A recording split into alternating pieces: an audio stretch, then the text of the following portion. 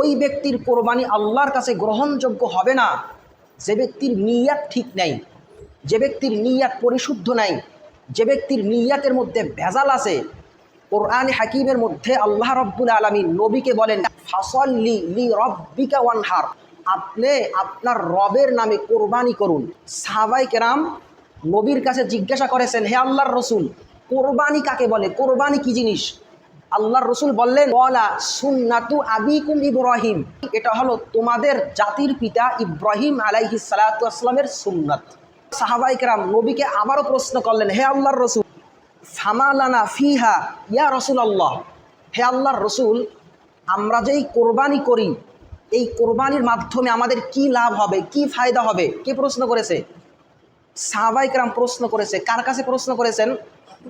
রসুলের কাছে জানতে চেয়েছেন, হে আল্লাহর রসুল, আমরা যে কোরবানি করি এটার মাধ্যমে কি লাভ, কি ফায়দা হবে?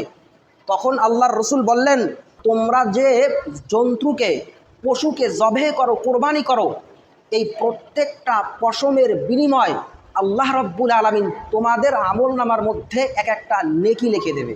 সবাই বলেন সুবহানাল্লাহ। আল্লাহর রসুল বলেন, কোরবানির দিন যত আমল আছে, যত ইবাদত আছে, এর মধ্যে আল্লাহর কাছে সব থেকে দামি ইবাদত, দামি কাজ হলো পশু জবেহ করা। আল্লাহর রসুল সাল্লাল্লাহু আলাইহি ওয়াসাল্লাম 10 বছর মদিনায় অবস্থান করেছেন। কয় বছর? 10 বছর। এবং প্রত্যেক বছর আল্লাহর রসুল কোরবানি দিয়েছেন। এর থেকে আর ফজিলত কি হতে পারে? আল্লাহর রসুল 10 বছর মদিনায় থাকছেন এবং প্রতি বছরই কি দিয়েছেন? কোরবানি দিয়েছেন। কোরবানি দিতে হবে একমাত্র আল্লাহকে খুশি করার জন্য। ওই ব্যক্তির কোরবানি আল্লাহর কাছে গ্রহণযোগ্য হবে না যে ব্যক্তির নিয়াত ঠিক নাই, যে ব্যক্তির নিয়াত পরিশুদ্ধ নাই, যে ব্যক্তির নিয়াতের মধ্যে ভেজাল আছে। ওই ব্যক্তির কোরবানি আল্লাহর কাছে গ্রহণযোগ্য হবে না। এবছর মেয়ে বিবাহ দিছি, এখন যদি কোরবানি না দিই তো বেয়াই যদি জিজ্ঞাসা করিয়েই বসে কি অবস্থা, কোরবানি দিবেন না, তখন কি বলবো? অন্তত পক্ষে লজ্জার থেকে বাঁচা দরকার। এজন্যই ঠেইকে কোরবানি দেয়। সমাজের মানুষ আমাকে কি বলবে যে প্রত্যেক বছর ওই ব্যক্তি কোরবানি দেয়, এবছর দেয় নাই, মানুষ কি বলবে, কি ভাববে? যারা এই রকম কোনো নিয়াতে কোরবানি দিবে, এদের কোরবানি দিলেও যা, না দিলেও তা, এদের কোরবানি এক বিন্দু পরিমাণ আল্লাহর কাছে গ্রহণযোগ্য হবে না। কারণ আল্লাহ রব্বুল আলামিন নবীকে বলেন, হে আমার নবী, ফাসল্লি লি রব্বিকা ওয়ানহার, আপনি কোরবানি দেন একমাত্র আপনার রবের সন্তুষ্টির জন্য। যে ব্যক্তি একমাত্র আল্লাহকে খুশি করার জন্য কোরবানি দিবে, ওই ব্যক্তির পশু জবাই করার পর প্রথম রক্ত ফোঁটা জমিনে পড়তে দেরি আল্লাহ রব্বুল আলামিন ওই ব্যক্তিকে মাফ করতে দেরি করবেন না।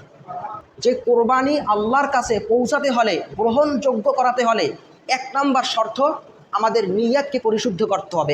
2 নাম্বার, ওই ব্যক্তির কোরবানি আল্লাহর কাছে গ্রহণযোগ্য হবে না যে ব্যক্তি মানুষকে দেখানোর জন্য কোরবানি দেয়। এরকম মানুষ সমাজের মধ্যে নাই, আছে না নাই? কিছু মানুষ আছে, সবাই না, যে কোরবানির 1 সপ্তাহ আগের থেকে গরু কিনে রাখে, মানুষকে দেখায়, কি চাও, অমুক সাহেব এত লক্ষ টাকা দিয়ে একটা গরু কিনছে।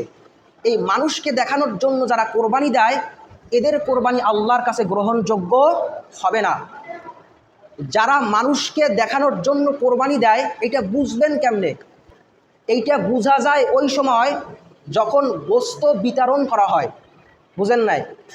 যখন গোস্ত একেবারে ভাগ ভাগ করে বিতরণ করে, দেখবেন তখন ওই কোরবানি দাতা একটা চেয়ারে বসে থাকে। আবার এই তোমরা সবাই সিরিয়ালে দাঁড়াও, লাইনে দাঁড়াও, কেউ চিল্লি করবা না, ক্যামেরাম্যান কোথায়, আমার সামনে ক্যামেরা ধরো। তার মানে আমি যে কোরবানি দিচ্ছি এটা আল্লাহ দেখে নাই, এইটা ভিডিও করে আল্লাহর কাছে পাঠিয়ে দেবে। অর্থাৎ এটা দাম্ভিকতা ভাব। এরকম যারা মানুষকে দেখানোর জন্য কোরবানি দেয়, এদের চেহারার দিক তাকাইলে অনেক কিছু বোঝা যায় এরা কি আল্লাহর জন্য কোরবানি দিচ্ছে নাকি মানুষকে দেখানোর জন্য কোরবানি দিচ্ছে। তো কি বুঝলাম? আল্লাহ রব্বুল আলামিন কোরআনের মধ্যে বলেন, লা ইয়ানালাল্লাহু লুহুমুহা ওয়ালা দিমাউহা ওয়ালাকিন ইয়ানালুহুত তাকওয়া। আল্লাহ বলেন, তোমরা যে কোরবানি করো, এই কোরবানির পশুর রক্ত গোস্ত আল্লাহর কাছে পৌঁছে না।